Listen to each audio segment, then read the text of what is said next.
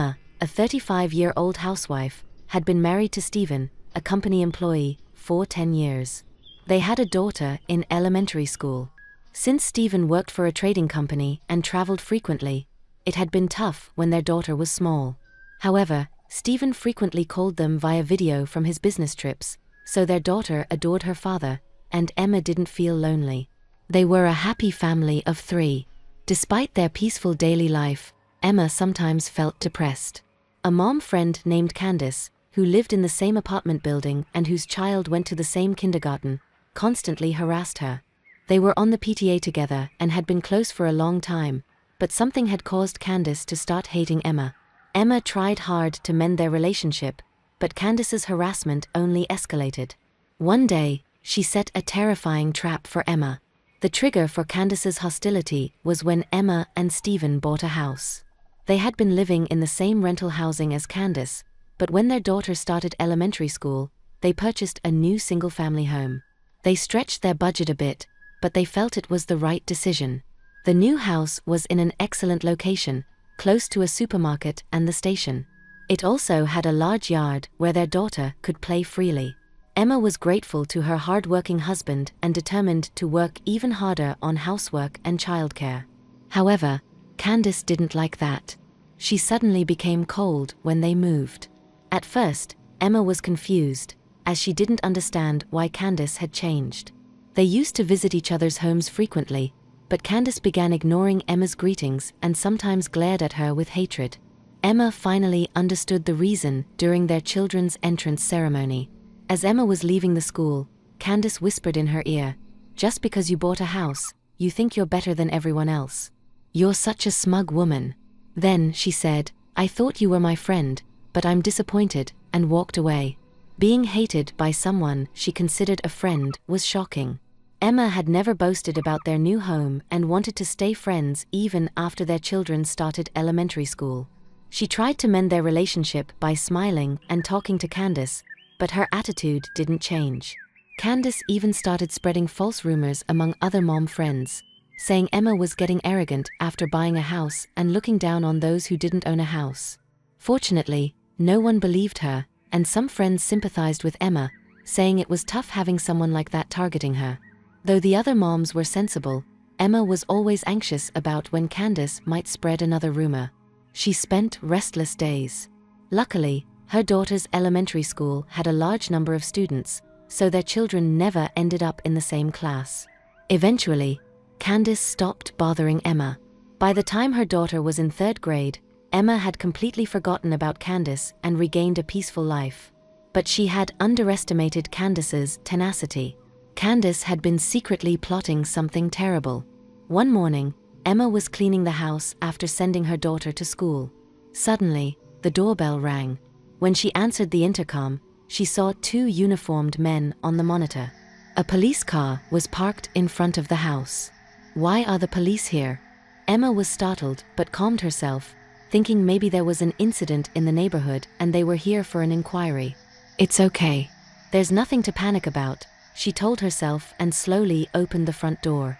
One of the officers asked, "Is your husband at home?" It seemed they weren't here for her, but for her husband. She started to explain that he wasn't home. "My husband is not at home," she said, but then the officer's next words shocked her so much that she almost felt her heart stop.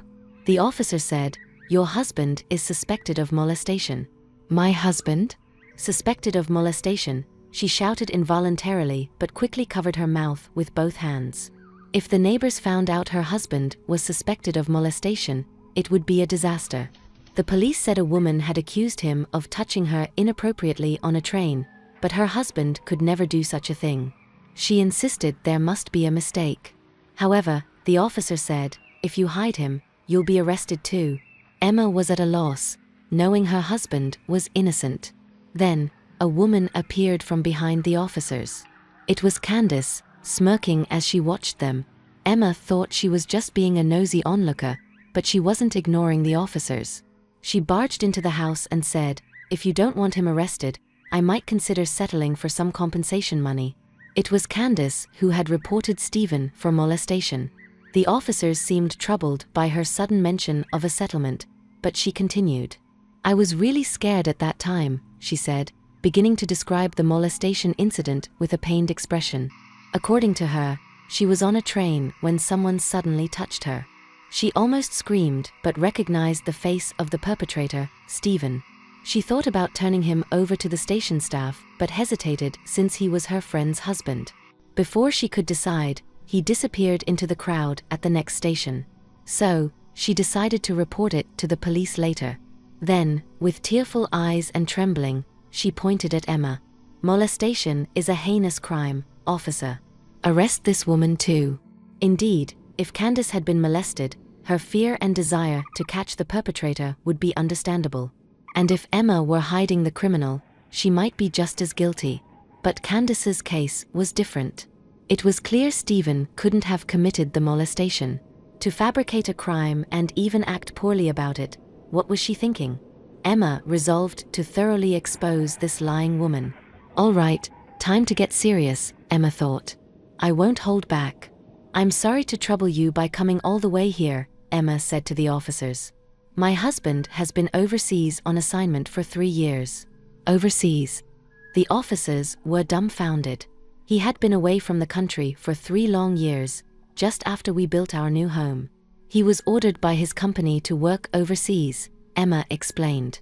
The moment she heard about it from him, her world went dark. It's common to hear about people being transferred right after buying a house, but his assignment was overseas. Moreover, it wasn't a country they could easily travel to, and this time it seemed like a long-term assignment, unlike his usual business trips. Though she was used to him being away due to his frequent overseas trips, she was deeply disappointed since their dream home was just completed. However, they couldn't refuse the company's order. She considered moving overseas with their family, but since their daughter had already completed her school enrollment and had many close friends in the neighborhood, she said, "I want to go to school with my friends." So, Emma decided to stay in the country with their daughter. As soon as they moved into the new house, they started living as just the two of them. Living alone in a large house was initially quite unsettling. However, they communicated with Stephen through video calls almost daily. Thanks to the spacious new home, Emma was able to enjoy her hobby of gardening, so it wasn't as lonely as she had expected.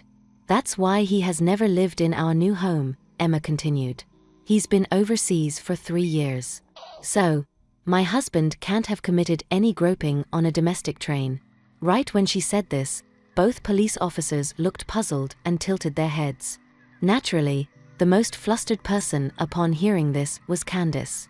She exclaimed, "That's a lie. It must be a lie that your husband is overseas. I saw him with my own eyes. The culprit is your husband." Her face turned bright red as she shouted. Emma was boiling with anger at Candace for still accusing Stephen of groping at this point, but with the police involved, proving his innocence was the most important thing. "So," she said calmly, "shall I call my husband directly then?" and took out her smartphone from her apron pocket. There was a high chance he wouldn't be able to answer if he was working, but it was nighttime where he was, just around the end of his workday. The police officers still looked troubled, and Candace had a strained look on her face, but Emma went ahead and called Stephen on video. As she prayed, "Please pick up the phone," her prayers were answered when he responded immediately. Seeing his face, Emma felt relieved and told him everything. That he was being accused of groping, that one of her friends was claiming he had touched her on a train. Initially baffled by the sudden mention of groping, Stephen listened to Emma's story with a frown. But once he saw the police on the video call, he quickly understood the situation. He spoke to the officers.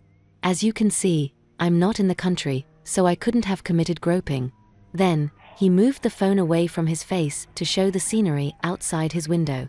The screen displayed an exotic cityscape and a dark sky, clearly indicating a foreign country. It was not a domestic scene.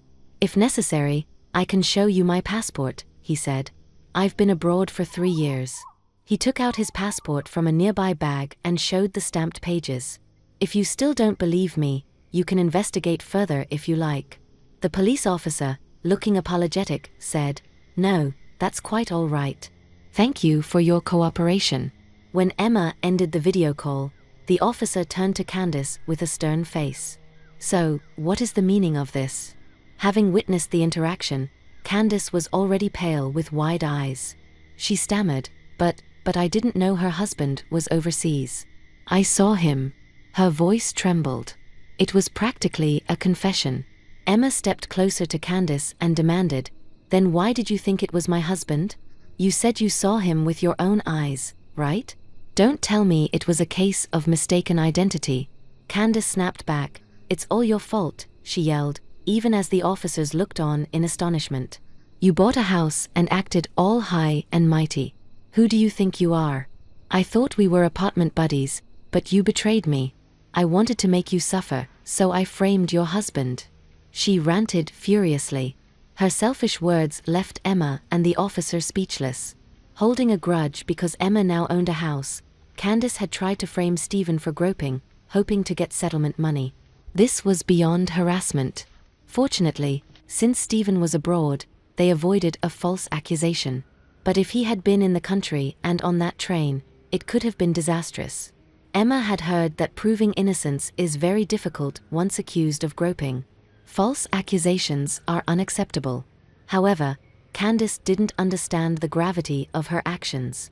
Despite her rage, she suddenly put on a casual face and said, "Well, let's say it was my mistake this time. I just wanted to teach a cheeky woman a lesson." Emma was infuriated by her blatant disregard for decency. "We'll see who gets punished," she said. "What did you say?"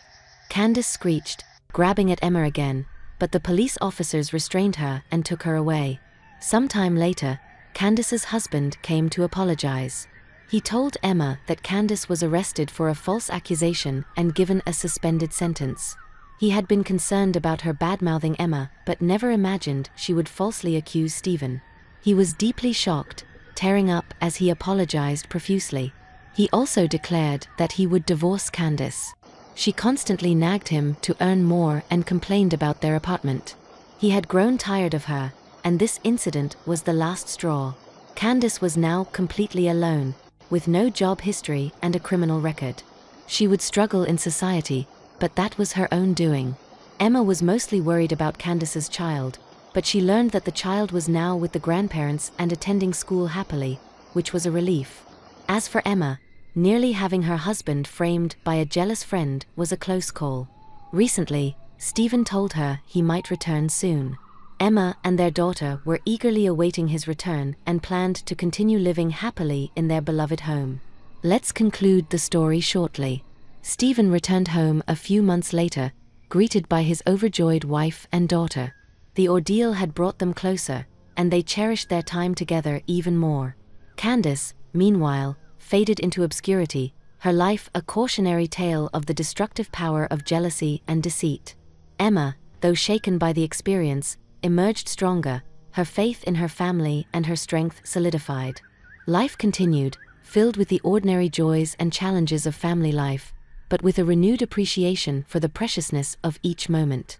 As for the house, it remained a symbol of their love and resilience, a home where they could truly be themselves, free from the shadows of the past. Thanks for watching. How did you find the story? Let me know in the comments below. Remember to like this video and subscribe to our channel for more awesome stories like this. Your feedback and support mean a lot.